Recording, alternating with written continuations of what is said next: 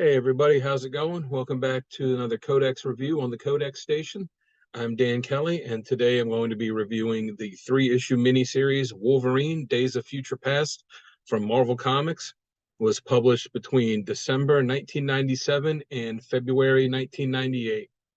It was written by John Francis Moore and Joe Casey, pencils by Joe Bennett, inks by John Holdridge and Wellington Diaz, colors by Monica Megardomian's Color Graphics, and letters by Richard Starkings and Comicraft. The series itself is a prequel to the classic X-Men story, Days of Future Past. It doesn't really say how far ahead of that story that it takes place, but it shows what some of the characters are up to before that. The X-Men that are imprisoned in the Sentinel camp in that book are already imprisoned. So this book, as the title would imply, focuses on Wolverine and some of the other characters.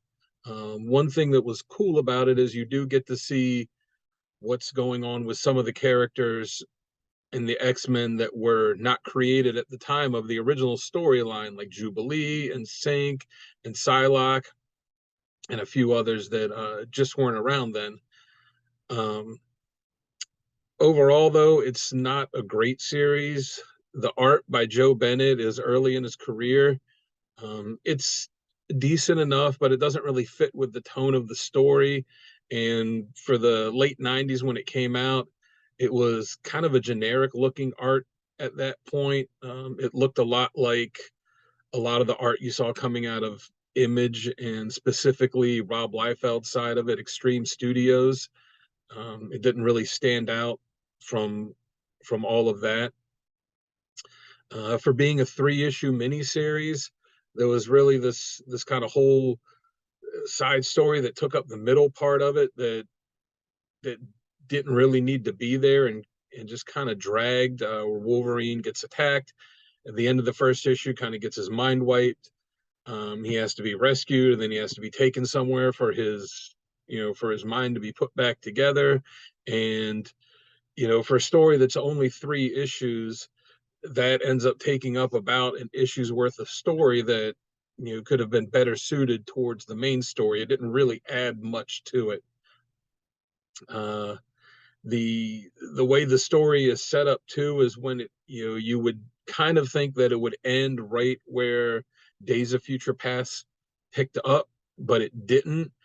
It ends, and then there's still a gap between that and the beginning of Days of Future Past. So you would kind of think going into it that it would lead up to that story, but since it didn't, you're kind of left thinking, oh, well, they'll do another story that bridges the gap between the two of them, and for whatever reason, they never did.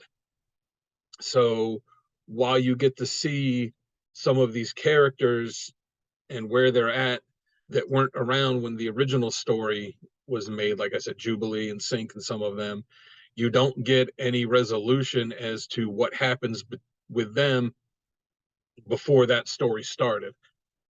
So it really kind of feels like an incomplete story in that sense. Overall, I would rate it probably about a 4 out of a 10. It's not great. It's okay. It's definitely, gives off a lot of 90s vibes with the book, especially with the art. But really, it's something you could skip over unless you're the most hardcore Wolverine or X-Men fan and really want to read everything that's out there. So again, I'm Dan Kelly. You can find me on Instagram at Dan Kelly Art. Search hashtag Dan Kelly Art. This has been another Codex review for the Codex Station. Make sure to hit like, share, and subscribe, and check out all the other videos that are coming out. And until next time, I'll catch you by the spinner rack.